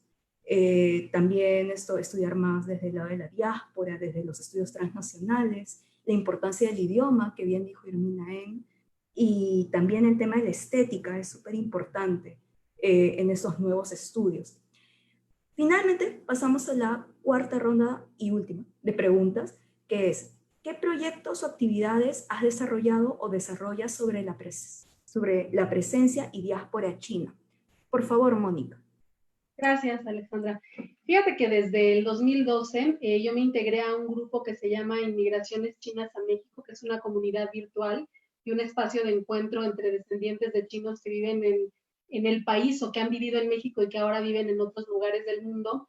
Y desde esta comunidad que tiene el objetivo de recuperar la memoria histórica a partir de testimonios, de imágenes, de archivo histórico, hemos podido realizar diferentes eventos para encontrarnos y reconocernos como descendientes de chinos. Entonces, hemos realizado, 2 de las actividades más bonitas que realizamos fue un encuentro de repatriados, de la gente de la generación de mi papá. Nos dimos a la tarea de buscar a aquellos repatriados dispersos por todo el país, ya gente muy grande, todos arriba de los 70 años, que hoy mi papá, por ejemplo, este año tiene ya 92. Entonces pudimos hacer una comida, un encuentro para que ellos pudieran conversar y para que nosotros como descendientes pudiéramos conocerlos y recuperar su historia. Y también nos hemos dado la tarea de indagar quiénes dentro de este grupo han escrito algún libro, algún testimonio, y hemos hecho presentaciones de 2 libros, uno testimonial y otro a través de la filatelia, ¿no? A través de timbres postales, recuperar la historia de los chinos en el país, y hemos hecho presentaciones formales en donde varios de nosotros hemos estado presentes. Una de las actividades más bonitas que tuvimos oportunidad de hacer fue un encuentro, una especie de congreso en donde los especialistas de la diáspora china en México nos hablaron a los descendientes. Entonces llegó gente de investigadores de Estados Unidos, la doctora Evelyn Hart, otros investigadores jóvenes como Freddy González, y fue una jornada académica muy productiva porque pudimos escuchar de voz de quienes han redactado los principales trabajos sobre la migración china en México, pues qué es lo que han hecho, y además el público éramos puros descendientes. Y un proyecto, también tuvimos una exposición de fotografías en el Museo Nacional de las Culturas del Mundo, un museo muy importante en la capital del país, en donde están algunas de las principales imágenes que se han recuperado a través del Facebook, pues fueron montadas en una exposición fotográfica que duró alrededor de mes y medio en este museo. Y una de las actividades que a mí más me llenan de orgullo y de emoción es poder trabajar muy de cerca con el proyecto del gobierno mexicano para solicitar disculpas públicas a la comunidad china en el país por los actos de racismo durante el siglo pasado. Y a mí me llena de mucha emoción porque además estas disculpas, que puede ser un tema muy controversial entre algunos de los miembros de las comunidades de descendientes en el país, pero para mí resulta muy importante porque a quien se le está ofreciendo disculpas son a los descendientes de estas familias que fueron expulsadas y que después fueron repatriadas. Y para mí es fundamental y es relevante porque la generación de mi papá, que todavía están vivos, y para mi propio papá, los coloca en rompe con este sentimiento de fragilidad y vulnerabilidad frente a un Estado que los expulsó. Y eso, por lo menos a mi papá, le da tranquilidad de su permanencia en el país. Y por eso para mí es tan importante que sea ahora el Estado quien les ofrece disculpas y que no hayamos sido los descendientes quienes pidiéramos que se ofrecieran este perdón, sino que vino como una iniciativa del Estado, ¿no? Entonces, te digo, para mí tiene un significado especial porque termina con un ciclo que para mi papá ha sido doloroso, y no solo para mi papá, sino para esta generación. Y te digo, sobre todo, les asegura de una manera simbólica, porque además físicamente ellos ya viven aquí, que esta historia de racismo y de exclusión que vivieron, pues cierra un capítulo en el Estado mexicano reconociendo que los chinos llegaron a México y los chinos siguen presentes, y también creo que nos visibiliza a nosotros como descendientes. Y es lo que te podría compartir, que es lo que yo he realizado. Bueno, además de algunas actividades con chinos de primera generación que no hablan español, con clases de español, que a mí me encanta trabajar con ellos en esto, porque me parece que es fundamental su incorporación al país a través de la lengua, y pues participando sobre todo en actividades culturales que diferentes comunidades realizan. Ya, muchas gracias, Mónica. Javier, por favor, ¿qué nos puedes comentar sobre los proyectos o actividades que has desarrollado? Gracias. A propósito de lo que acaba de mencionar Mónica Cinco sobre las disculpas públicas que ha realizado la entidad a la comunidad de China, es muy importante. Es un tema que aquí se dio también en la historia del Perú hace unas décadas atrás, y me parece que es importante rescatar algún bagaje jurídico también que tiene este tema con respecto a los perjuicios que sufrió la generación primera de inmigrante de China. Me parece importantísimo. Es un tema que más bien pertenecería al otro rubro de qué temas están por venir. Y me parece que ese es uno muy importante que no se había mencionado, el hecho de los perjuicios ocasionados a las generaciones primeras de migrantes chinos y con respecto a las compensaciones, debido al sufrimiento recibido, lamentablemente, en el curso histórico de su venida primera a los países en que acantonaron al final de su migración. Pero bueno, en cuanto a eso quería mencionar, así como colofón a lo que acaba de decir la doctora Mónica.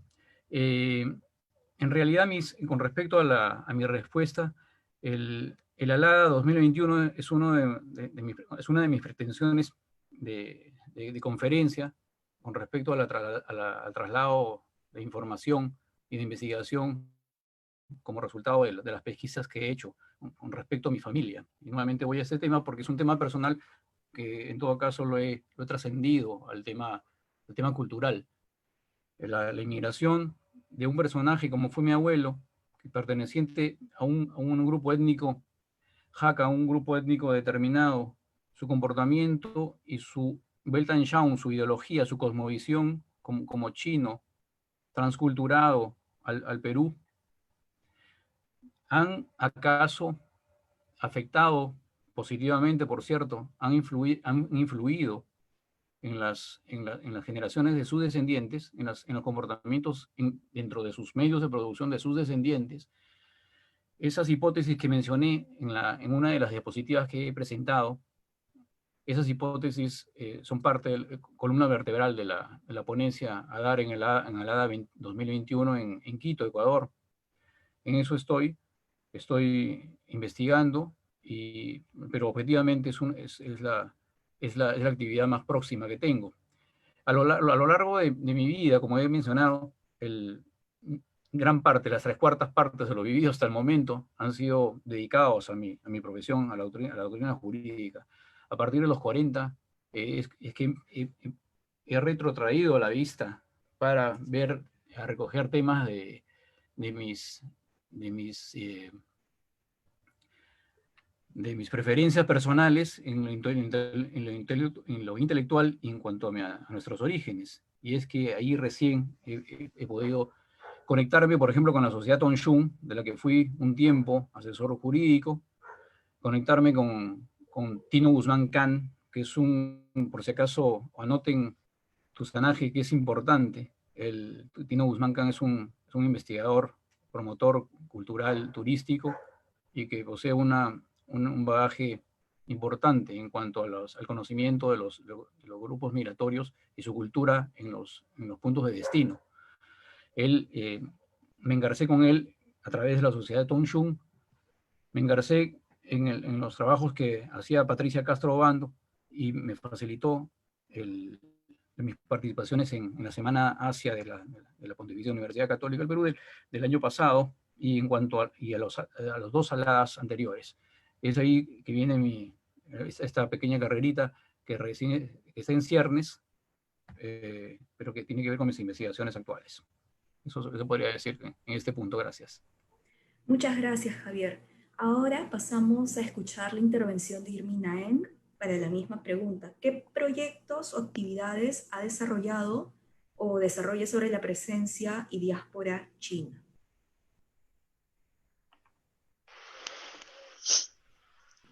Como les introduje en la primera pregunta, trabajé en el proyecto de reanimación del barrio chino de La Habana, creándolo, fundándolo y dirigiéndolo, a través del grupo promotor del barrio chino, que fue una entidad creada para ejecutar aquel gran proyecto. Por supuesto, esto hubiera sido imposible sin el concurso de muchos descendientes como yo, tusanes cubanos, muchos otros cubanos también sin origen chino, pero muy interesados en la cultura china, que abrazaron el proyecto, la idea y nos acompañaron. Fue decisivo el apoyo de los viejos jerarcas de la comunidad, todos chinos inmigrantes ya cubanizados, cuya sabiduría les permitió pasar por encima de sus prejuicios conservadores en cuanto a los descendientes mestizos, priorizando entonces salvar el patrimonio chino que les había sido legado y que celosamente protegían.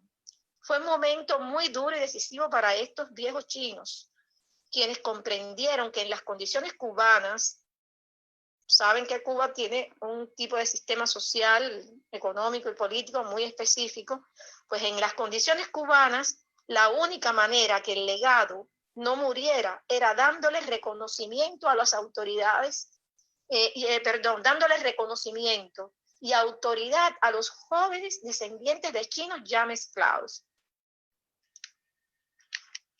Juntos enfrentamos muchos desafíos que dieron grandes frutos, como el renacimiento de hábitos y valores, costumbres y tradiciones de origen chino, que los cubanos ya les eran muy familiares y que muchos compartían. Volvieron las celebraciones de Año Nuevo Lunar, la reanimación de la vida de las asociaciones chinas. Se hizo resurgir, readaptadas, por supuesto, las prácticas culturales como de artes marciales, de ópera cantonesa, medicina tradicional china, aprendizaje del idioma chino, entre muchos proyectos bajo la sombrilla de aquel proyecto grande. Como suele suceder, los barrios chinos se encuentran en la parte vieja de las ciudades, zonas muy deterioradas urbanísticamente, por lo que la reanimación física del barrio también formó parte de aquel gran proyecto. Creo que ese fue un aporte principal, repito, no solo mío, sino del gran grupo que nos unimos en la avanzada. Logro principal, el barrio chino no murió.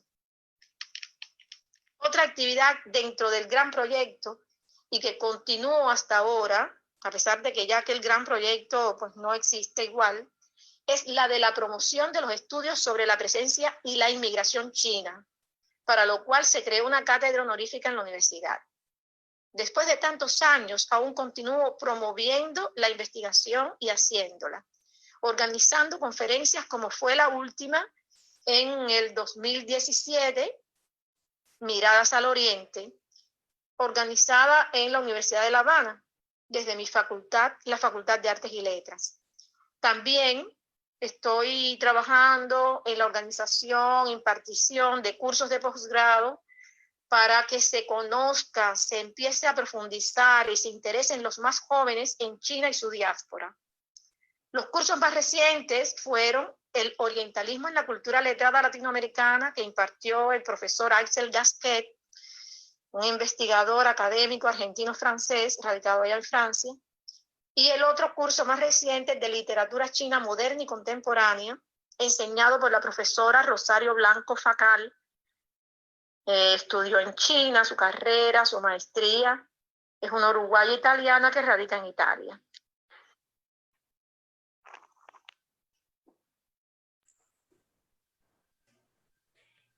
Y con ello hemos escuchado la intervención de Irmina Eng.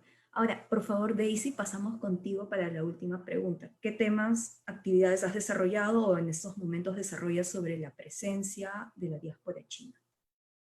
Gracias. Bueno, en mi caso, yo creo que a partir de la coordinación que tuve en el ALA 2018 sobre el simposio de estudios de inmigración china en el Perú, que es algo que coordiné con Richard Chujue, en este simposio tuve la idea más clara de que tal vez es necesario no solamente difundir, sino relacionarse, vincularse también con los investigadores, ¿no? Tender puentes y de una manera compartir conocimiento.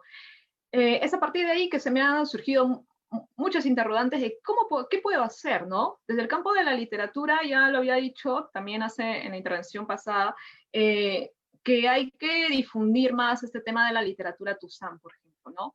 Y yo pienso que el espacio universitario, si yo me reduzco al espacio universitario, es buena idea, pero creo que no queda ahí, ¿no? Por eso lo que yo quisiera y lo que de alguna manera estoy haciendo ahora, ¿no? Con Tuzanaje, ¿no?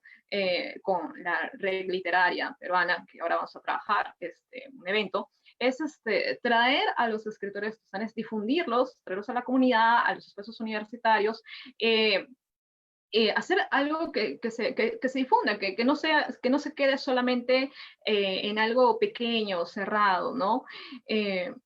Me parece interesante difundir el tema de la literatura tuzán, ¿no? Eso es algo que estoy haciendo. Y por otra parte, también pensando también en las relaciones que tiene la inmigración china con las otras comunidades, ¿no?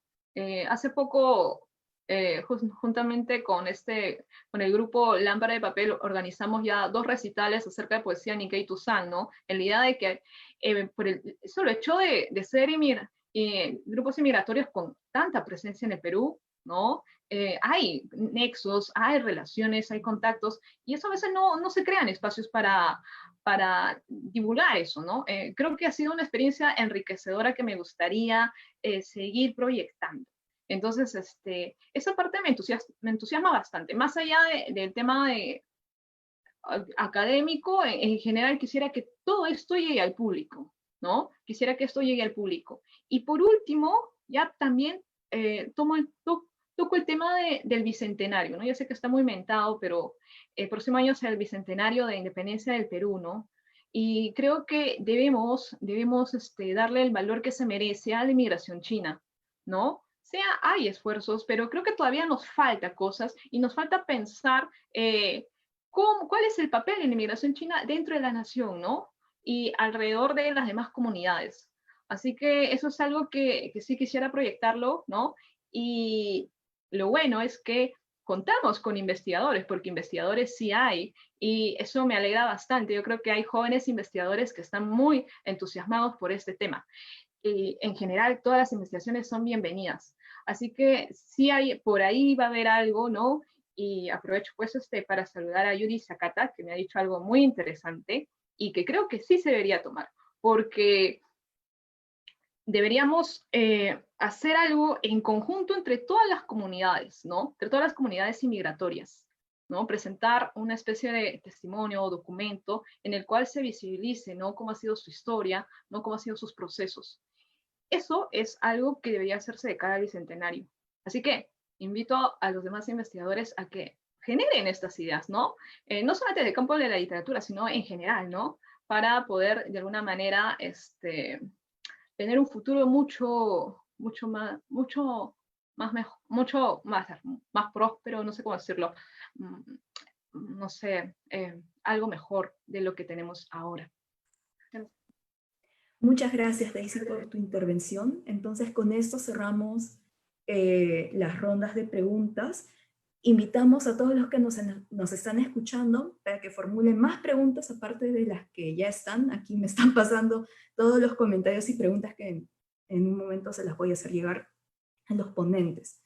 Hemos visto en esta última ronda de preguntas, entonces, cómo resalta muchas veces el rol del Estado, tanto en haber aceptado sus propias faltas, sus propias culpas con la comunidad china, asimismo el esfuerzo de entender el proceso de transculturación de cada uno de los sujetos, de los migrantes chinos, en el caso del abuelo de Javier, por ejemplo, en el caso de Irmina, cómo hay este esfuerzo por no solamente integrar a los antiguos miembros de la comunidad china, ya las personas mayores, los adultos mayores, integrarlas a veces a partir del idioma o que compartan sus propias tradiciones y experiencias.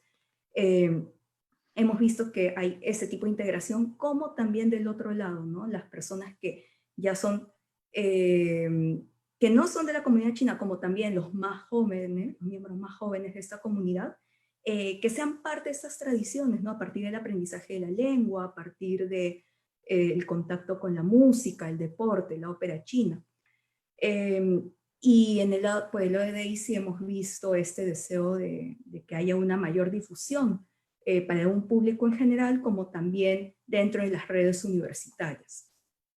Entonces, vamos a pasar a la ronda de comentarios y preguntas.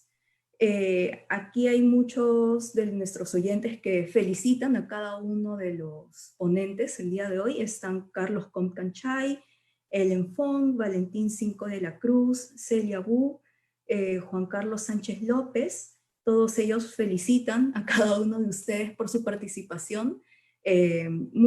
Señalan varios de los puntos que les interesan. Aquí, por ejemplo, Julio Chan dice: Daisy, te sugiero que escuches una canción chilena muy antigua titulada Los Chinos del Cerro Azul. Te sorprenderás.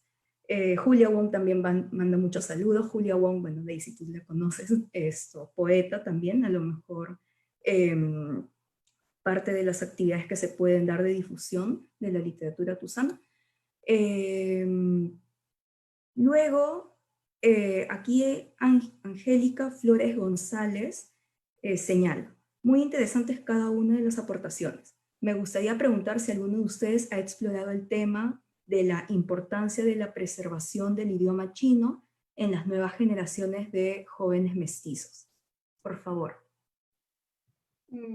Yo particularmente no he indagado el tema. Me parece que es un tema de investigación que podría dar como mucho hilo para tejer en el caso de los chinos en México.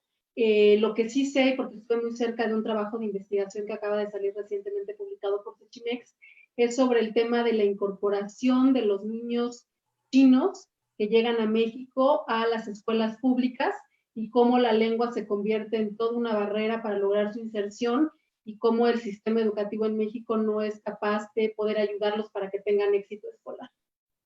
Pero es lo más cerca que he llegado en relación al tema de la lengua de los nuevos inmigrantes. Uh-huh.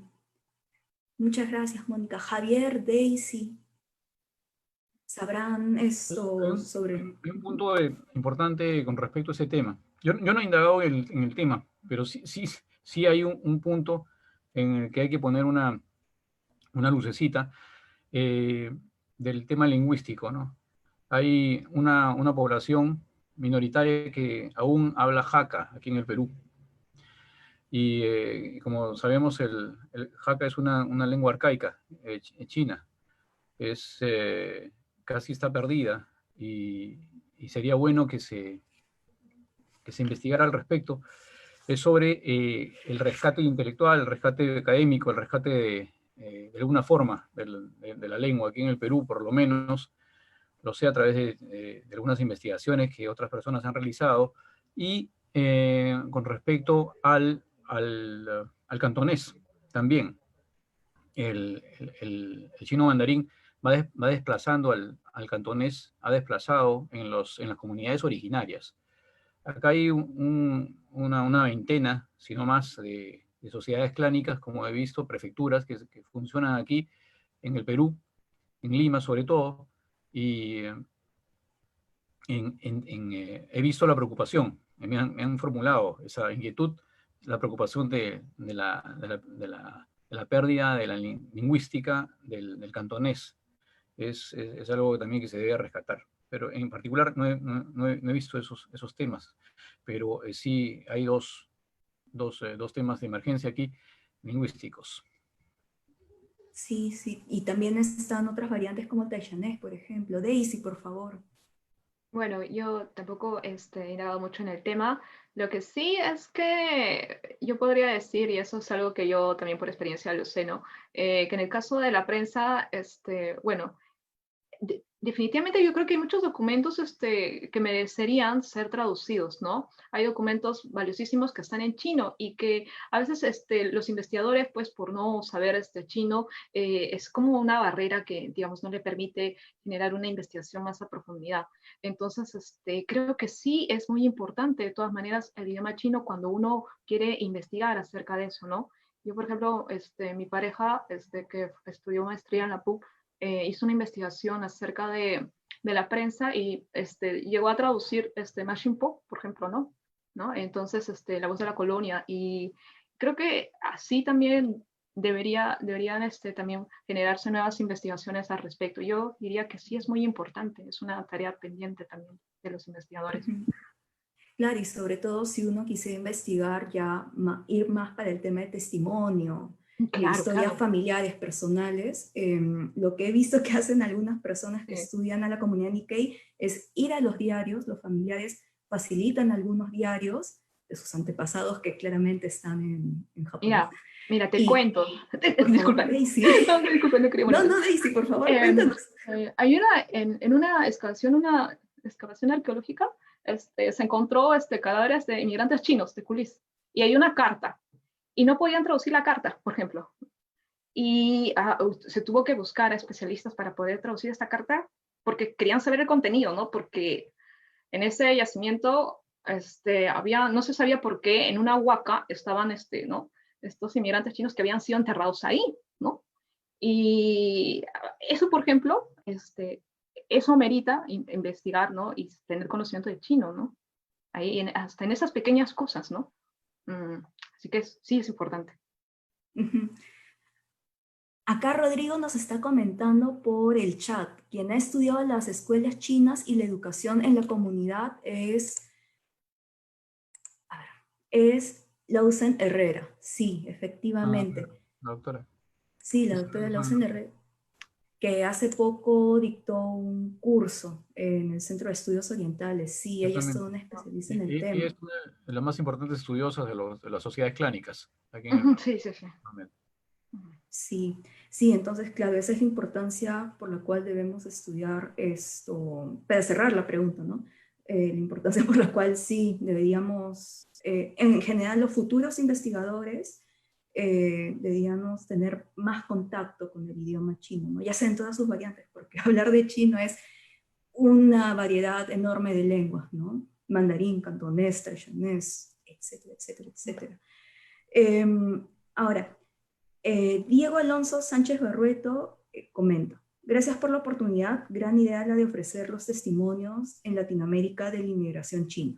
Ahora me pregunto, en cada caso, ¿qué elementos culturales tusanes han influenciado en sus respectivos países? Muchas gracias. Por favor, Mónica.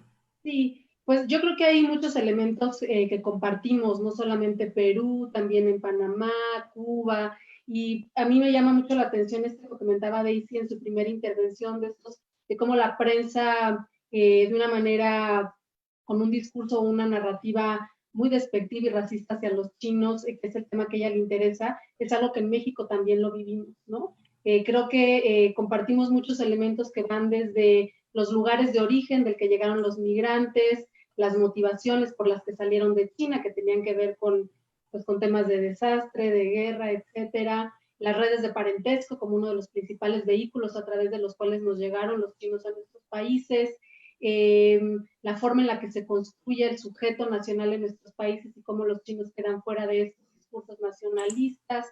Creo que hay muchos elementos en común y si escribiéramos cada uno la historia de los chinos en nuestro país, encontraríamos que hay muchas convergencias y que hay muchos aspectos que nos identifican como descendientes de chinos, desde los procesos de racialización hasta una historia compartida que por lo menos en la historia reciente de nuestros países podemos verla de manera muy clara.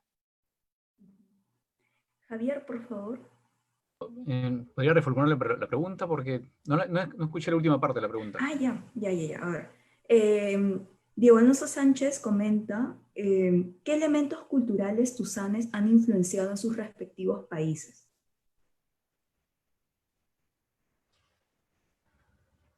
En los respectivos países, elementos tusanes. Uh-huh.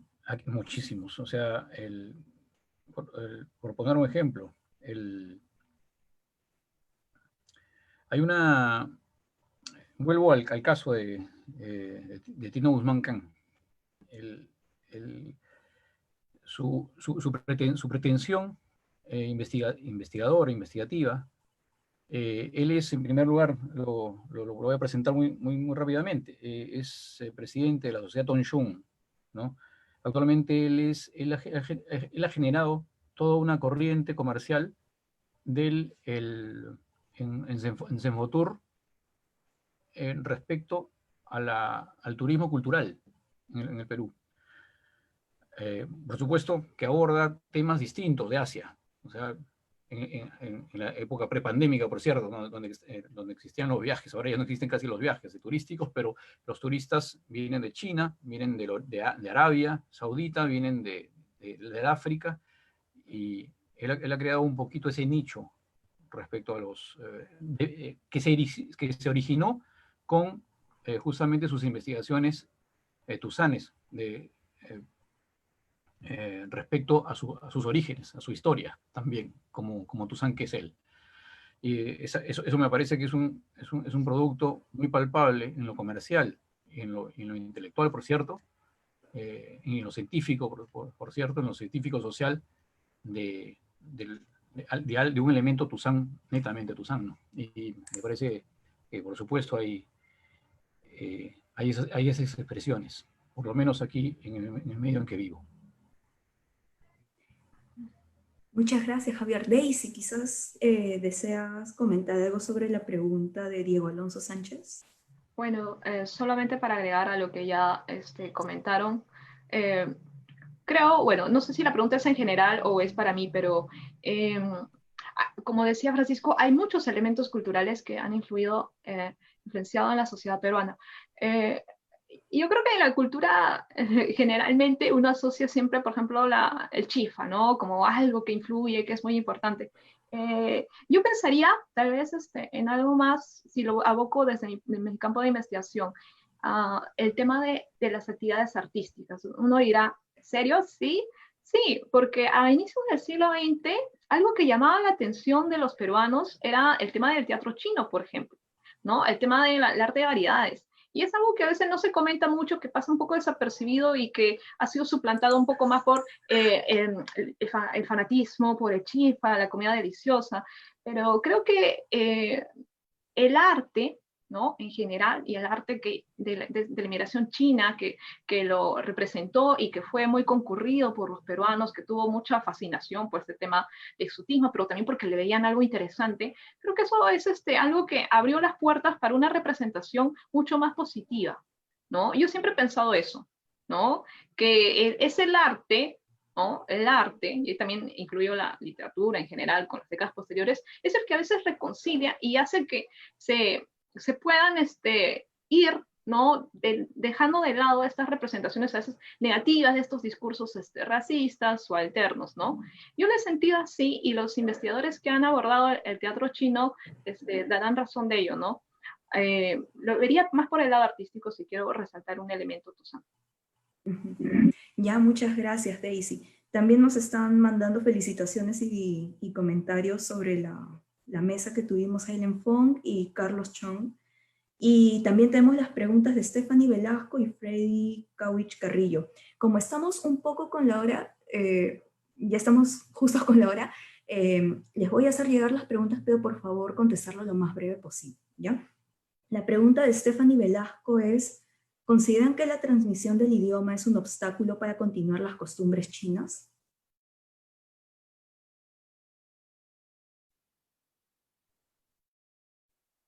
Mónica, por favor. No entendí muy bien la pregunta, es si la transmisión del idioma obstaculiza. Yo creo que la transmisión del idioma lo que permite es seguir perpetuando una forma de pensamiento. Me parece que es fundamental. Y sin embargo, yo, por ejemplo, como descendiente de chinos, no aprendí el cantonés de mi papá, yo aprendí mandarín ya siendo mucho más grande, y me parece que en mi casa muchas de las costumbres que tenía mi papá se vivieron porque él nos las transmitió. Aunque sí creo que la lengua es fundamental. Muchas gracias, Mónica. Javier, Daisy. Gracias. Es muy importante, por supuesto, la transmisión del idioma. Sí sería un obstáculo en caso de que no se domine el idioma, porque cada comunidad idiomática no solamente es una transmisión de datos, información literal o lingüística. No solamente es eso, el compartir un idioma, sino es compartir sentimientos, es compartir puntos de vista, es compartir la ideología y cosmovisión de la gente. La actitud social, el sentimiento y la emoción del idioma son muy importantes, por supuesto, para que la comunidad Tuzán y, por supuesto, la trascendencia de los elementos culturales chinos persista. Por supuesto que es muy importante.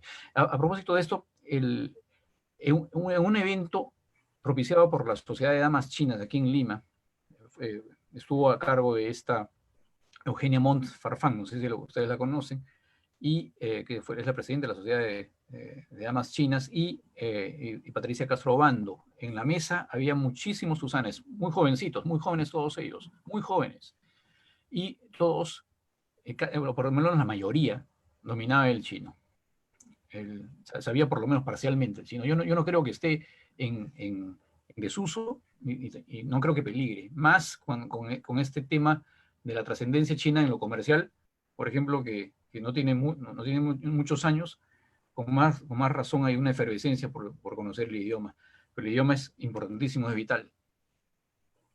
Muchas gracias, Javier. Daisy, por favor. No, yo no tengo nada más que agregar, creo que coincido plenamente con mis compañeros. Ya, perfecto.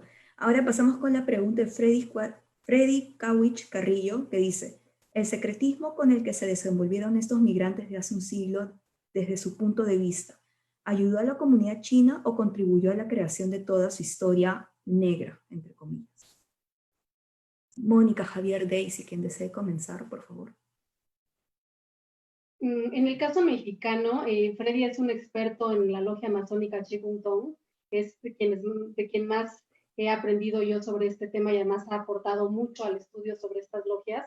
A mí me parece que este secretismo en el caso mexicano y durante el tiempo del antichinismo lo que generó fue la perpetuación, así se dice, o sea, alargar esta idea de que los chinos eran exóticos, esta idea de los chinos como negativo, esta idea de que las comunidades chinas eran cerradas, pero también creo que después, sí, yo creo que este secretismo perpetuó estas ideas durante algunas décadas en el país, pero también creo que este secretismo permitió que después del antichinismo en México, la vida en comunidad volviera a tomar fuerza, porque fueron justamente estas comunidades secretas las que después organizaron mucho de la vida china por ahí de los años 50, 60 y hasta los años 70 en México. Sí, Muchas gracias. Ese secretismo también se vivió aquí, por supuesto, en nuestro medio, aquí en el país, en Perú. Por si acaso todavía hay grupos que actúan en secreto, en lo comercial, por supuesto, en el mercado negro de algunos sectores económicos. Todavía existen. Por supuesto que alimenta ese imaginario del lado negro, como dice el preguntante, el lado negro de estas sociedades. Efectivamente, yo creo que ese secretismo sí lo alimentó en un momento, y en ese imaginario yo pienso que más que deleznable, resulta más bien muy enriquecedor para, por ejemplo, la literatura, ¿no? el tema de la literatura. Y por supuesto, para nada ensombrece el perfil cultural de la comunidad china, ¿no? de los integrantes de la comunidad china, para nada. Yo creo que ahora la cultura humana, más bien las sociedades modernas, lo que hacen es ver claramente cuál es el parangón, cuál es el límite entre las actitudes ciudadanas y las actitudes que van en contra de la ley y los que son marginales, ¿no? Y no creo que para nada ensombrezca este secretismo, si es que por supuesto que lo hay, ensombrezca el perfil de las sociedades chinas. Yo creo que más bien, de alguna forma, enriquecen en algún aspecto, como en el literario, el imaginario en que se encuentran, ¿no? Sí, o sea, bueno, es cierto, ¿no? Esto del el tema del secretismo sí alimenta la literatura, la ficción en general. Eh, de todas maneras, yo creo que son tiempos nuevos, ¿no? O sea, es diferente pensar, pues, en décadas anteriores a ahora. Sin embargo, yo diría que este tema del secretismo no es tan literario en el sentido de que, por ejemplo, ahora, con este tema de la pandemia, se dice, por ejemplo, que en realidad los chinos, ¿no? Trajeron el coronavirus por un plan estratégico de dominar el mundo y acabar con Estados Unidos. O sea, yo creo que aún todavía hay eso de que ellos ocultan algo, ellos inventan algo y se ve todavía como en esta oposición Oriente-Occidente. Entonces, ese aspecto tal vez sea algo que debería cambiar, ¿no? O sea, que debería modificarse, pero es parte del imaginario. La única manera de que se vence al imaginario es que la representación de lo real, la representación verdadera de la inmigración china, de los chinos en general, sea más clara, más evidente, ¿no? Y en eso, pues, hay que trabajar todavía. Muchas gracias, Daisy. Muchas gracias, Javier. Muchas gracias, Mónica. Muchas gracias, Irmina, desde la distancia por habernos dejado sus audios. Muchas gracias a todos los que pudieron escucharnos y a nuestros ponentes por su tiempo y su paciencia. Los dejo con Rodrigo, por favor. Gracias. Gracias. ¿Se me escucha? Sí, perfecto. Listo, muchas gracias. Yo quisiera primero añadir un comentario a esta muy interesante discusión sobre la lengua y la educación que se ha formulado a partir de los comentarios. Quisiera agregar que, por supuesto, la lengua es algo muy importante y, por supuesto, la comunidad peruano-china cuenta con muchos hablantes de lenguas chinas, pero fundamentalmente esto se debe a los nuevos inmigrantes, muchos de los cuales tienen 10 años o menos de llegados en el Perú y, por supuesto, hablan la lengua y sus hijos con la tecnología y la globalización tienen una serie de herramientas para mantener la lengua. Sin embargo, sería bueno, además, cabe indicar que los colegios chinos de Lima, el 10 de octubre y el Comité cuentan con programas especiales para chicos que hablan chino, ¿no? Pero sí sería bueno que los tusanes que nos prestamos, y me refiero no solo a los que estamos aquí en el Zoom, sino todos los que han comentado, es decir, toda la comunidad deberíamos darnos el tiempo de pensar estas cosas para darnos cuenta que sería muy lindo soñar que en unos años, con coordinación del Estado peruano, con coordinación con la República China, etcétera, tengamos que las sociedades en provincia y en Lima se conviertan, no solo tengan esta figura de beneficencia y de ayuda económica y de reunión social, sino que también se conviertan más y más en puntos de cultura viva, que permitan acceder a los descendientes, sea de la generación que sean nietos y nietos de chinos, que accedan al idioma. Y también podrían ser un espacio para que los nuevos inmigrantes chinos puedan aprender español más allá de la escuela, o en el caso de gente adulta, ¿no? Entonces sería un hermoso espacio de interculturalidad y permitiría además juntar dos grupos bien grandes y bastante diferenciados, que son los chinos que viven en el Perú con los tusanes, ¿no? Sin duda, en la lengua va a estar la oportunidad de acercar estos dos grupos. De la misma manera, gracias a todos los invitados, y sí, en efecto, una de las cosas pendientes y fundamentales en la actualidad es que los investigadores de China sepan el idioma, ¿no? Es muy importante. Muchas gracias a los cuatro invitados, muchas gracias a Alexandra. Yo quiero terminar invitando a todos a que continúen viendo nuestras mesas de Zoom todos los sábados, normalmente a las 7 de la noche. Tendremos la próxima semana otra mesa de esta misma línea, que es investigadores que estudian las migraciones chinas a las Américas, pero en este caso los que no tienen ascendencia china. Estas mesas, además, es importante reconocer, son lideradas y su contenido diseñado por el historiador Gonzalo Paroy Villafuerte, miembro de Tusanaje, quien es la cabeza maestra que ha manejado todo esto durante esta semana. Gonzalo, muchas gracias por tu férrea responsabilidad que no ha flaqueado en ningún momento, incluso en momentos difíciles. Y bueno, habrán muchas más mesas de este tipo y muchas más de muchos tipos. Habrá literatura, Habrá conversaciones sobre tu sanidad, habrá mesas más académicas, habrá pronto una mesa sobre el racismo, un tema central en una comunidad, una comunidad diaspórica. Así que muchas gracias. Ale, ha sido una extraordinaria en tu posición. Muchas gracias, que se repita pronto. Gracias, Mónica. Gracias, Irmina. Gracias, Francisco Javier. Gracias, Daisy. Hasta la próxima. Hasta la próxima, muchas gracias. Muchas gracias a todos, un gusto y hasta la próxima. Hasta la Hasta la próxima. próxima. Buenas noches a todos, gracias. Buenas noches.